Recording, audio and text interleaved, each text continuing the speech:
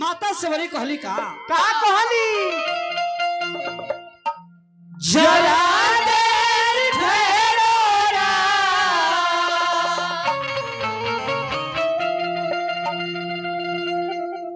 जरा देर ठहरो रा, तमन्ना यही है अभी हमने जी भर के देखा नहीं है।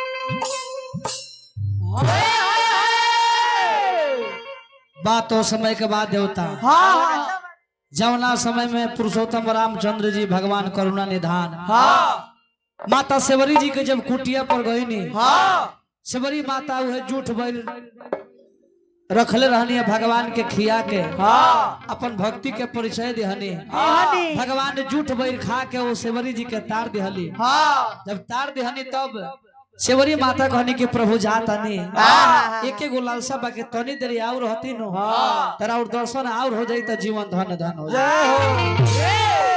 माता सेवरी कहली का कहली जरा देर ठहरो रा,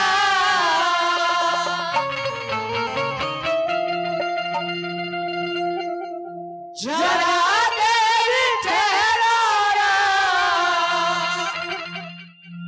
तमन्ना यही है अभी हमने जी भर के देखा नहीं है, अभी हमने जी भर के देखा नहीं है। प्रेम से बोल दी राजा रामचंद्र भगवान की, भोले बाबा की, वीर हनुमान की, शेरा वाली मैया की।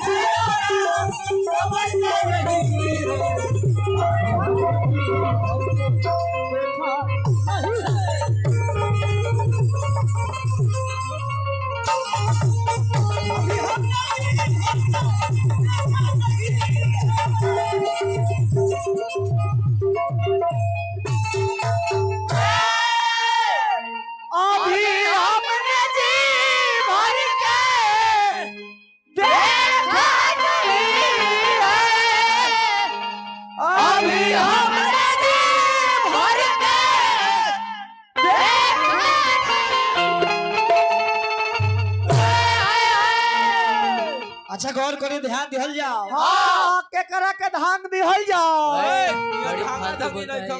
महाराज देह में दर्द का धांगे बड़ी फालतू बोलता है। परम आदरणीय आज के सभा में उपस्थित हमने के जितना भी गार्जियन बने, भैया चाचा काका नोनो और माता बहन चाची काकी दादी फुआ तमाम गार्जियन के मामिका भवानी रामायण मंडली एवं व्यास भोला भंडारी की तरफ से हजार बार हार्दिक अभिनंदन में मालिक संग संग दोनों हाथ जोड़ के बार बार लगातार नमस्कार और ये पावन पवित्र धरती के जय जयकार बा।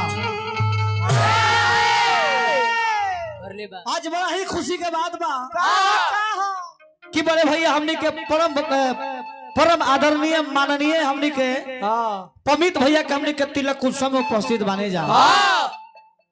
तो ये जो धरती बा अयोध्या धाम हो गई बा। पमित भैया राजा भगवान राम जी के रूप में हो गए बानी और वहाँ के बाबूजी राजा दशरथ जी के रूप में हो गए बानी।